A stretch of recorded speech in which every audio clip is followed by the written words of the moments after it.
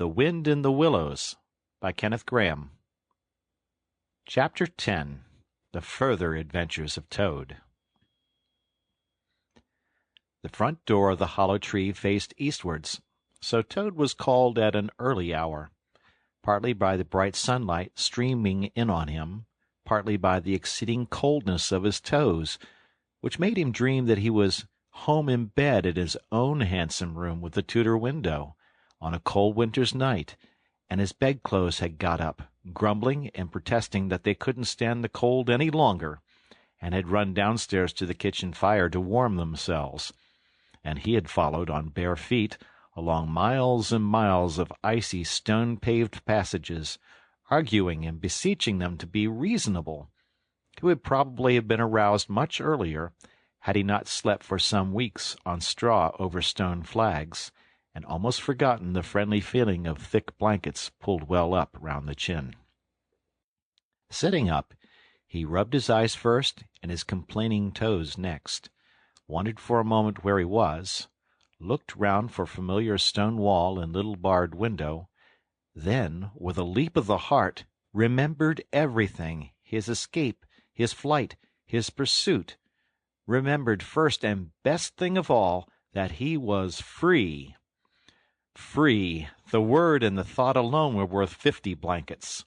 He was warm from end to end as he thought of the jolly world outside, eagerly waiting for him to make his triumphal entrance, ready to serve him and play up to him, anxious to help him and to keep him company, as it always had been in days of old before misfortune fell upon him. He shook himself and combed the dry leaves out of his hair with his fingers, and his toilette complete, marched forth into the comfortable morning sun, cold but confident, hungry but hopeful, all nervous terrors of yesterday dispelled by rest and sleep and frank and heartening sunshine. He had the world all to himself that early summer morning. The dewy woodland, as he threaded it, was solitary and still. The green fields that succeeded the trees were his own to do with as he liked. The road itself, when he reached it, in that loneliness that was everywhere, seemed, like a stray dog, to be looking anxiously for company. Toad, however, was looking for something that could talk, and tell him clearly which way he ought to go. It is all very well when you have a light heart and a clear conscience and money in your pocket, and nobody scouring the country for you to drag you off to prison again, to follow where the road beckons and points, not caring whither. The practical Toad cared very much indeed, and he could have kicked the road for its helpless silence when every minute was of importance to him. The reserved rustic road was presently joined by a shy little brother in the shape of a canal, which took its hand and ambled along by its side in perfect confidence, but with the same tongue-tied, uncommunicative attitude towards strangers. "Bother them," said Toad to himself. "But anyhow, one thing's clear. They must both be coming from somewhere, and going to somewhere. You can't get over that, Toad, my boy." So he marched on patiently by the water's edge. Round a bend in the canal came plodding a solitary horse, stooping forward as if in anxious thought. From rope traces attached to his collar stretched a long line, taut, but dipping with his stride, and the further part of it dripping pearly drops. Toad let the horse pass, and stood waiting for what the fates were sending him. With a pleasant swirl of quiet water at its blunt bow, the barge slid up alongside of him, its gaily painted gunwales level with the towing path, its sole occupant a big, stout woman wearing a linen sunbonnet, one brawny arm laid along the tiller. "A nice morning, ma'am," she remarked to Toad as she drew up level with him. "I dare say it is, ma'am," responded Toad politely as he walked along the tow-path abreast of her. "I dare it is a nice morning to them that's not in sore trouble, like what I am. Here's my married daughter. She sends off to me post-haste to come to her at once. So off I comes. not knowing what may be happening or going to happen, but fearing the worst, as you will understand, ma'am, if you're a mother too. And I've left my business to look after itself. I'm in the washing and laundering line, you must know, ma'am.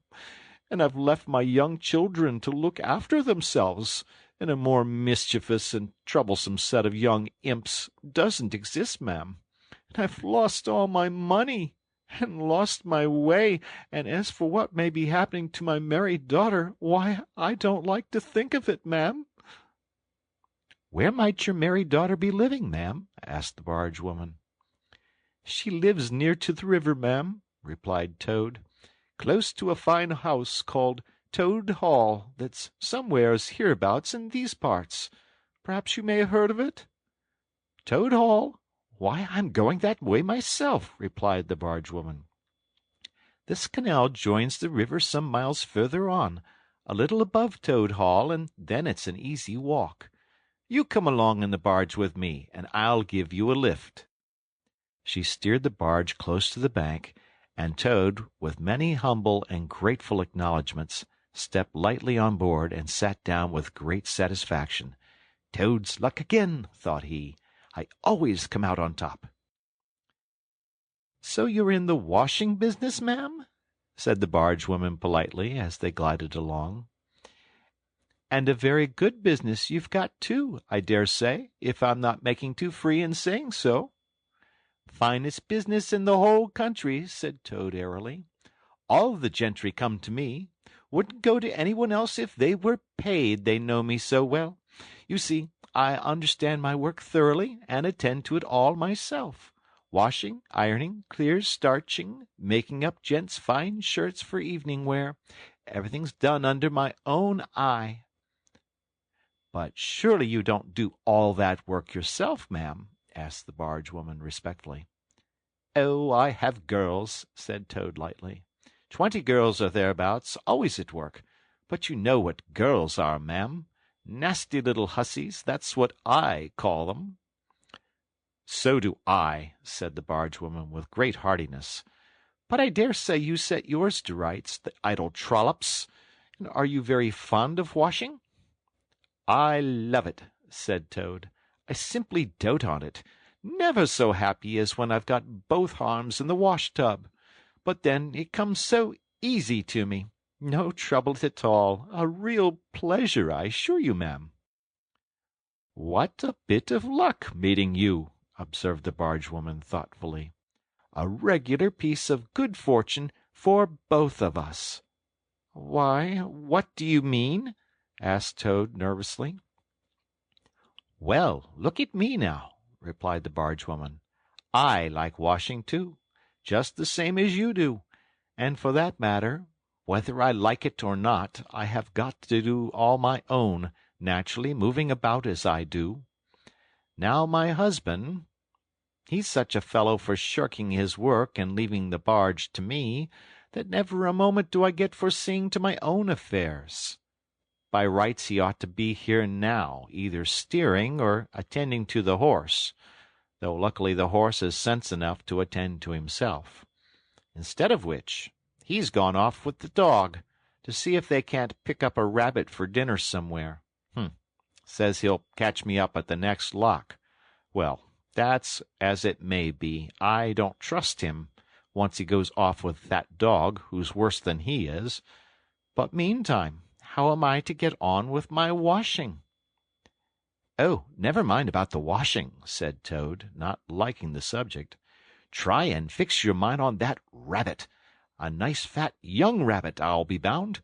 Got any onions?"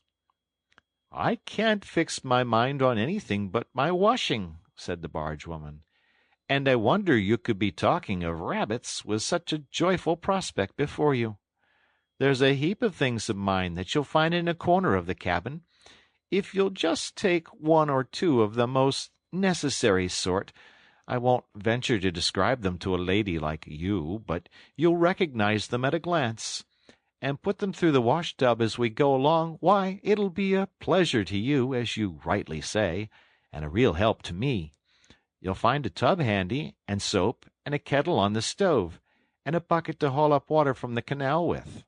Then I shall know you're enjoying yourself, instead of sitting here idle, looking at the scenery and yawning your head off." "Here, you let me steer," said Toad, now thoroughly frightened, "and then you can get on with your own washing and your own way. I might spoil your things, or not do 'em as you like. I'm more used to gentlemen's things myself. It's my special line." "Let you steer?" replied the barge-woman, laughing. "It takes some practice to steer a barge properly. Besides, it's dull work, and I want you to be happy. No, you shall do the washing you are so fond of, and I'll stick to the steering that I understand. Don't try and deprive me of the pleasure of giving you a treat." Toad was fairly cornered. He looked for escape this way and that, saw that he was too far from the bank for a flying leap, and sullenly resigned himself to his fate. "If it comes to that," he thought in desperation, "I suppose any fool can wash." He fetched tub, soap, and other necessaries from the cabin, selected a few garments at random, tried to recollect what he had seen in casual glances through laundry windows, and set to.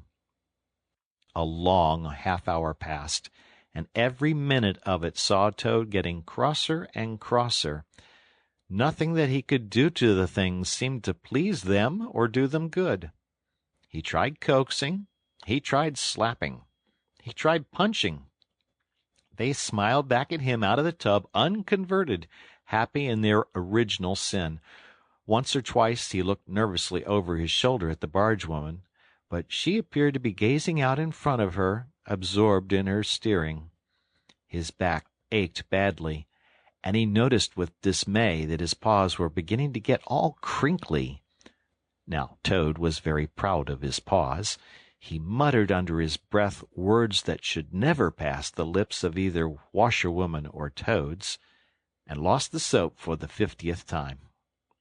A burst of laughter made him straighten himself and look round. The barge-woman was leaning back and laughing unrestrainedly, till the tears ran down her cheeks.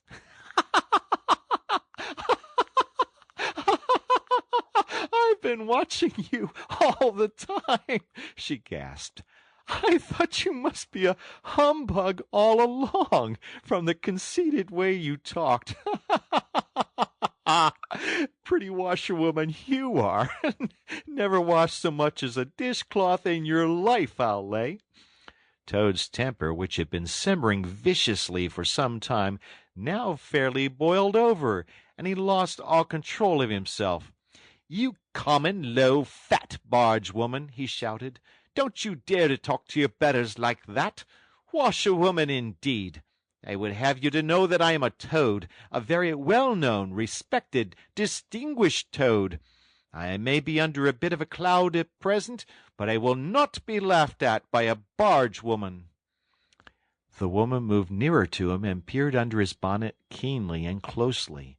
"Why, so you are!" she cried. "Well, I never! A horrid, nasty, crawly Toad! And in my nice, clean barge, too! Now that is a thing I will not have." She relinquished the tiller for a moment. One big mottled arm shot out and caught Toad by a foreleg, while the other gripped him fast by a hind leg. Then the world turned suddenly upside down. The barge seemed to flit lightly across the sky, the wind whistled in his ears, and Toad found himself flying through the air, revolving rapidly as he went.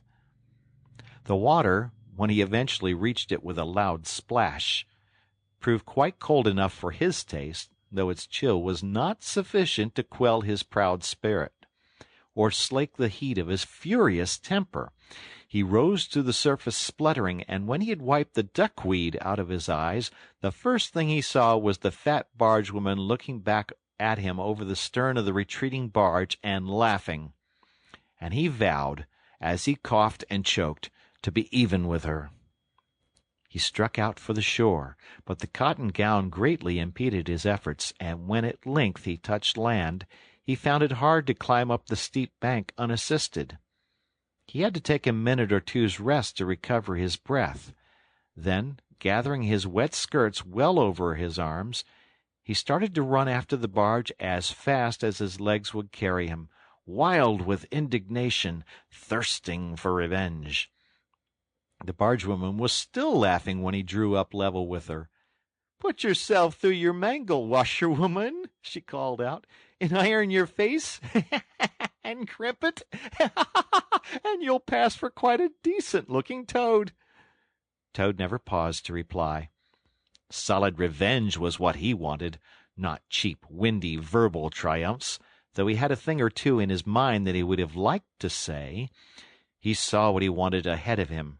Running swiftly on, he overtook the horse, unfastened the tow rope, and cast off, jumped lightly on the horse's back, and urged it to a gallop by kicking it vigorously in the sides.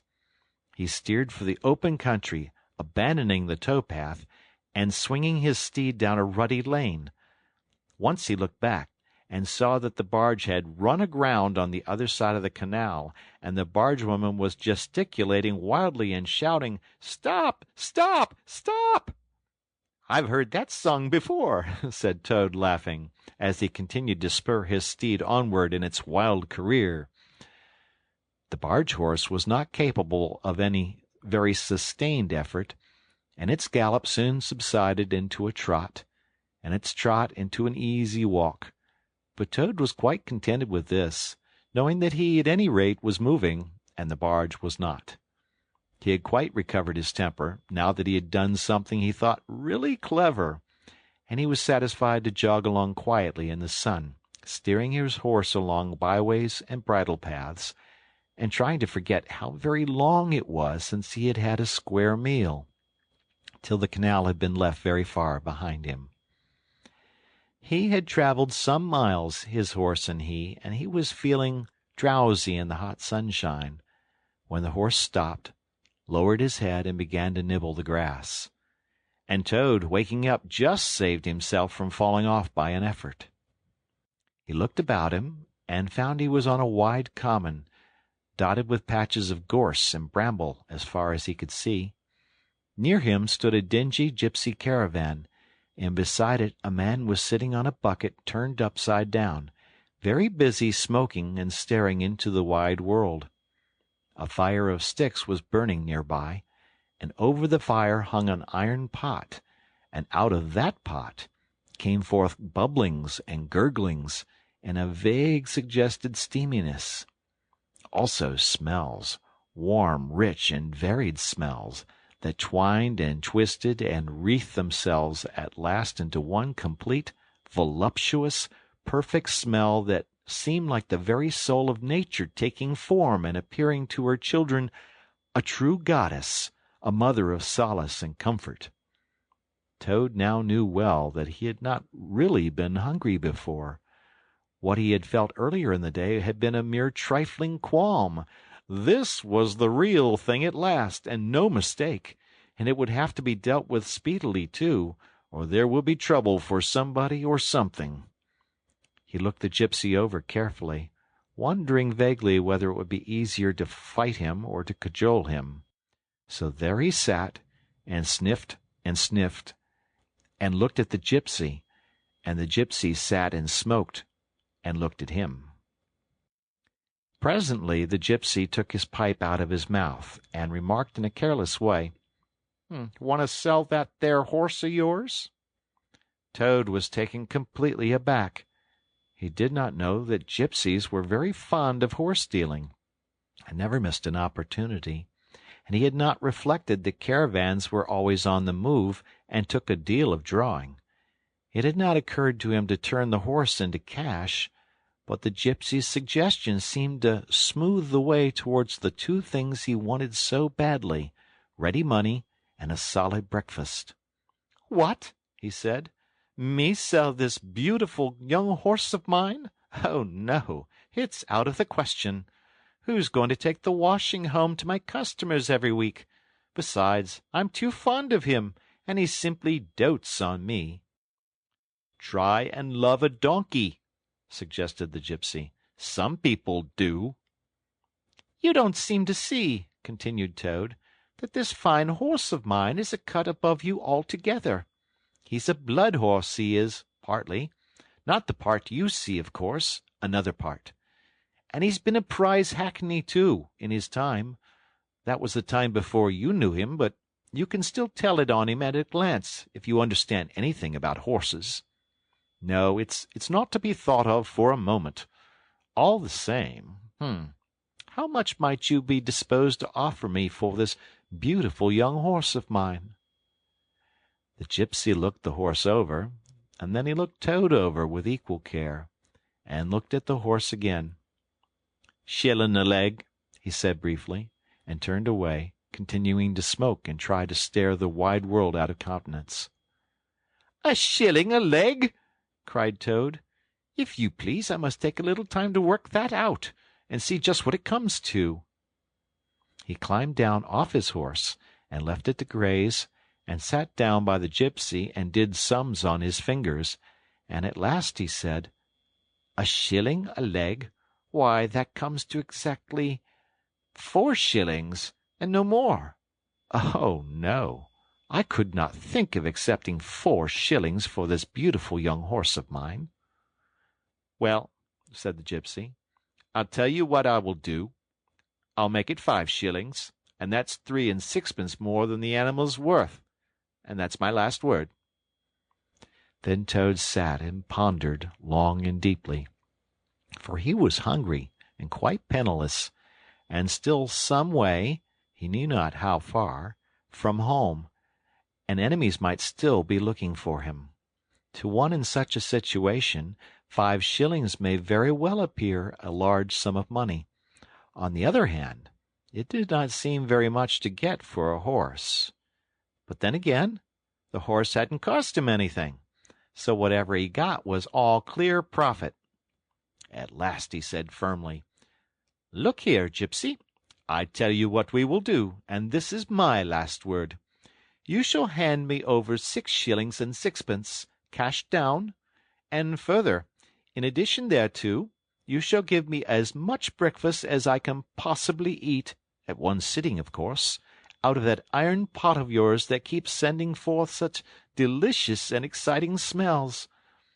In return, I will make over to you my spirited young horse, with all the beautiful harness and trappings that are on him freely thrown in. If that's not good enough for you, say so, and I'll be getting on. I know a man near here who's wanted this horse of mine for years." The gypsy grumbled frightfully, and declared if he did a few more deals of that sort, he'd be ruined. But in the end, he lugged a dirty canvas bag out of the depths of his trouser pocket, and counted out 6 shillings and 6pence into Toad's paw. Then he disappeared into the caravan for an instant, and returned with a large iron plate and a knife, fork, and spoon. He tilted up the pot, and a glorious stream of hot, rich stew gurgled onto the plate. It was, indeed, the most beautiful stew in the world, being made of partridges and pheasants and chickens and hares and rabbits and peahens and guinea fowls and 1 or 2 other things.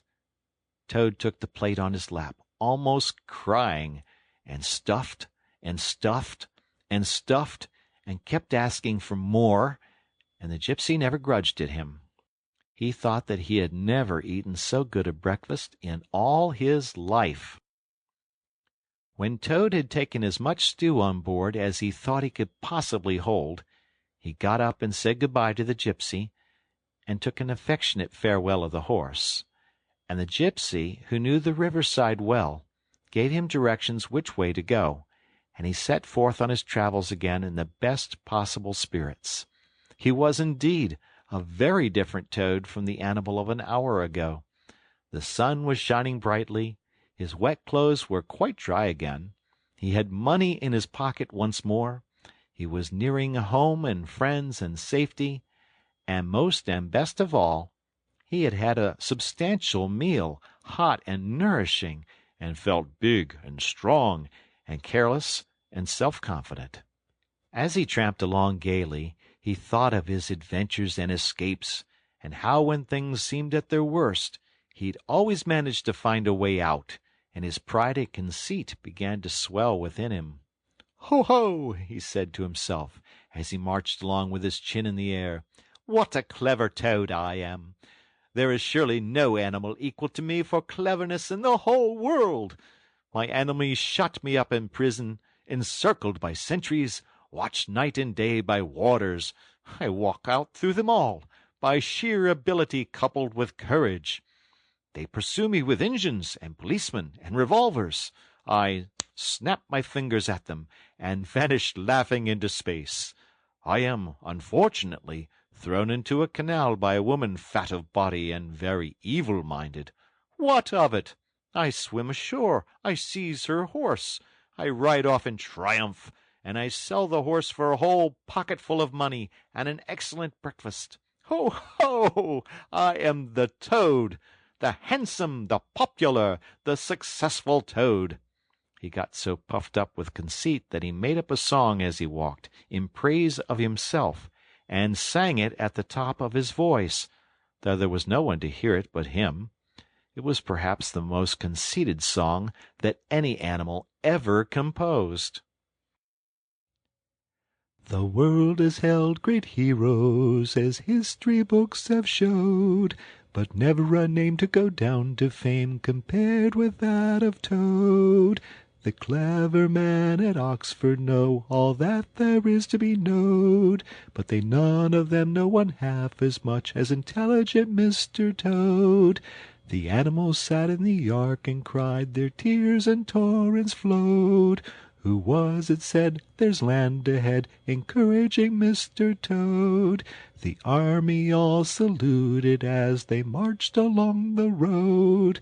Was it the King or Kitchener? No, it was Mr. Toad. The Queen and her ladies in waiting sat at the window and sewed. She cried, "Look who's that handsome man?" They answered, "Mr. Toad." There was a great deal more of the same sort, but too dreadfully conceited to be written down. These are some of the milder verses. He sang as he walked, and he walked as he sang, and got more inflated every minute. But his pride was shortly to have a severe fall.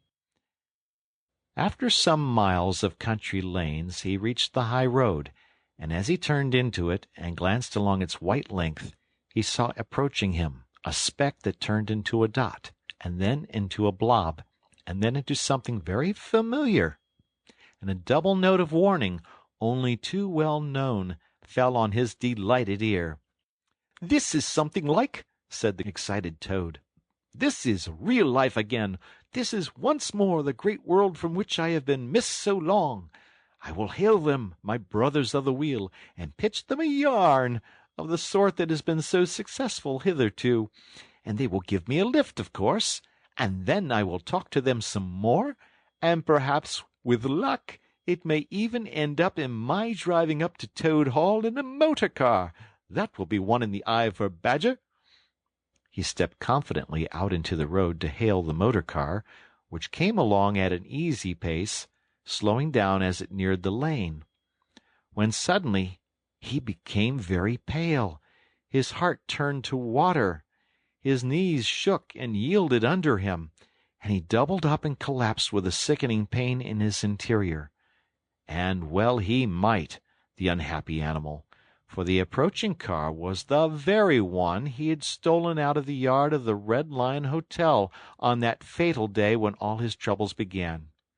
And the people in it were the very same people he had sat and watched at luncheon in the coffee-room.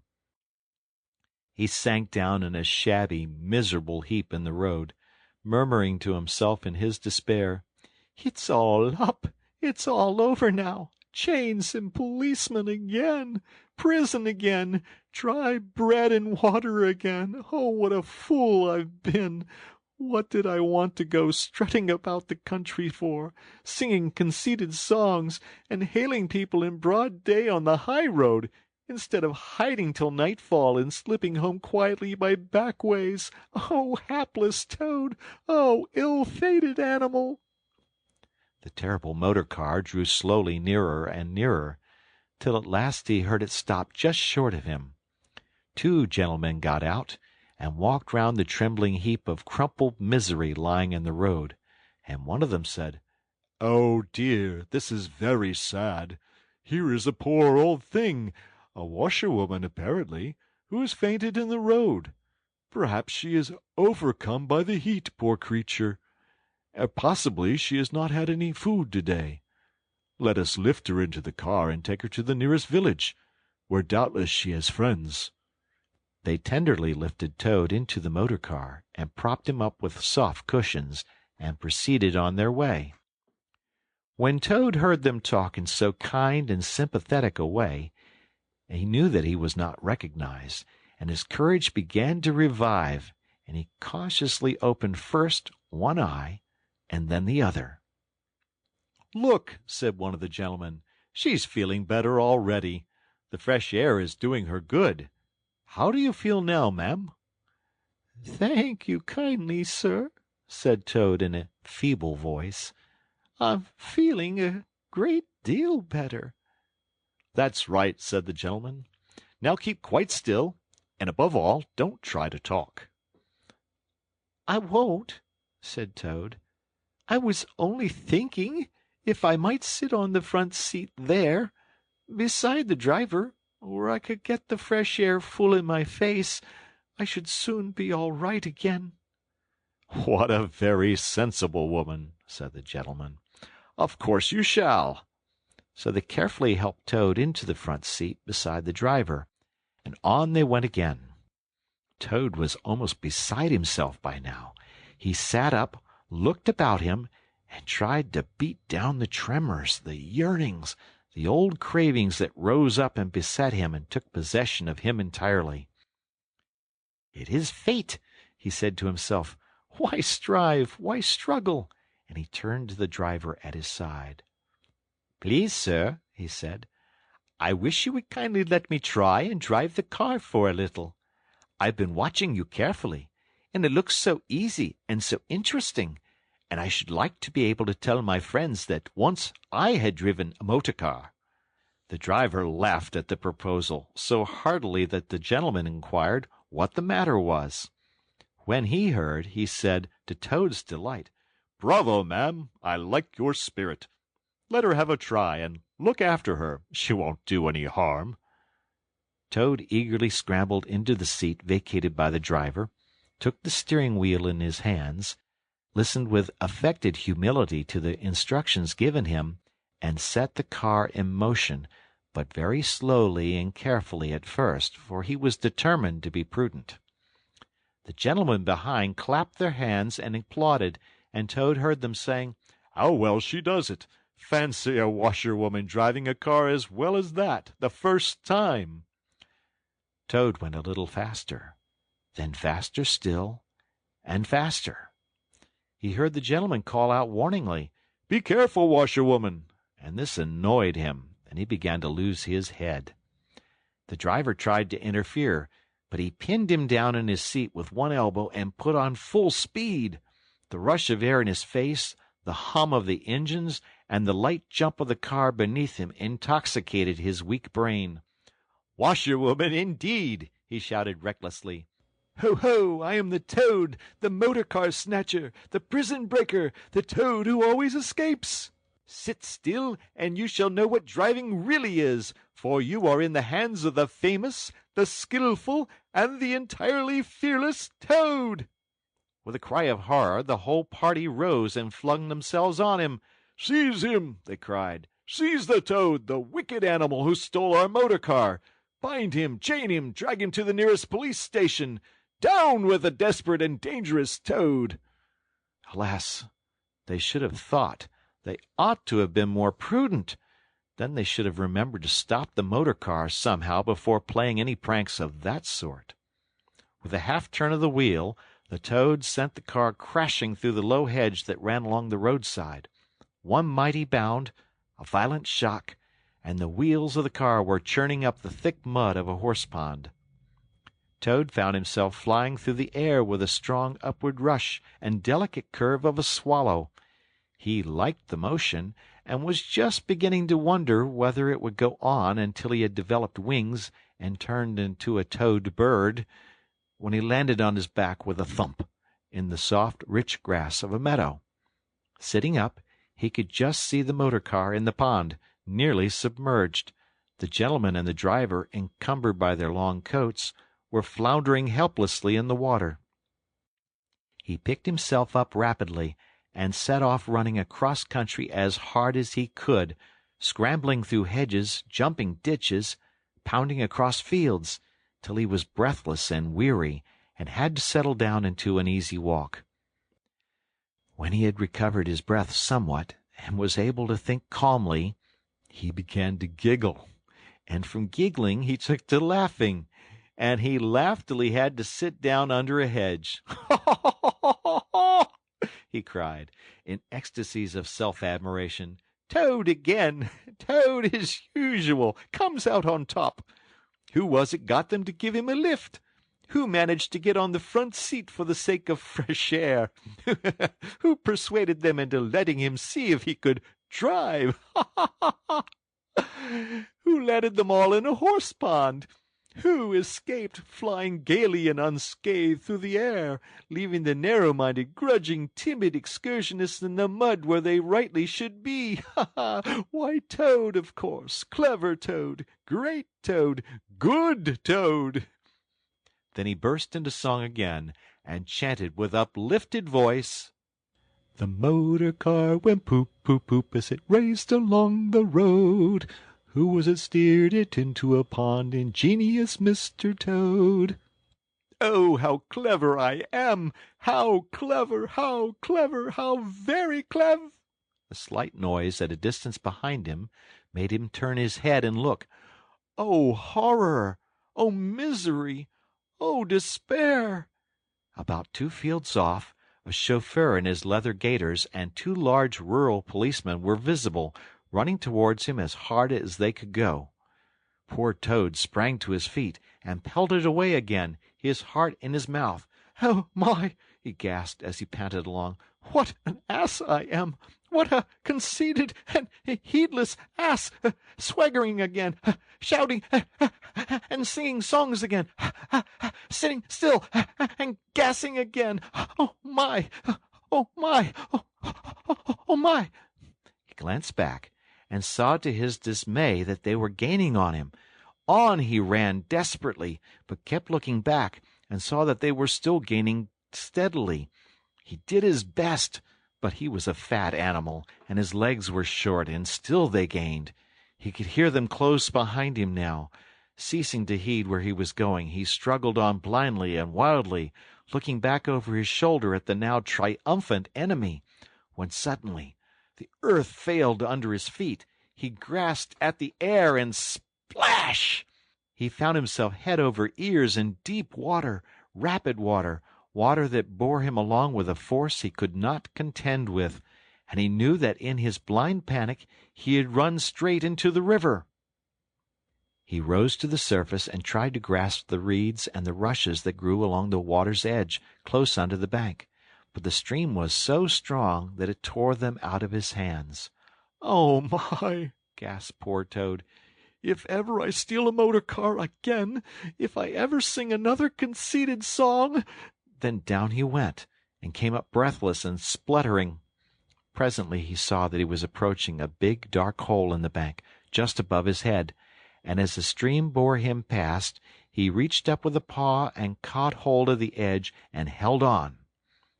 Then slowly and with difficulty he drew himself up out of the water, till at last he was able to rest his elbows on the edge of the hole. There he remained for some minutes, puffing and panting, for he was quite exhausted. As he sighed and blew and stared before him into the dark hole, some bright small thing shone and twinkled in its depths, moving towards him. As it approached, a face grew up gradually around it, and it was a familiar face, brown and small with whiskers, grave and round with neat ears and silky hair. It was the water rat. End of chapter 10.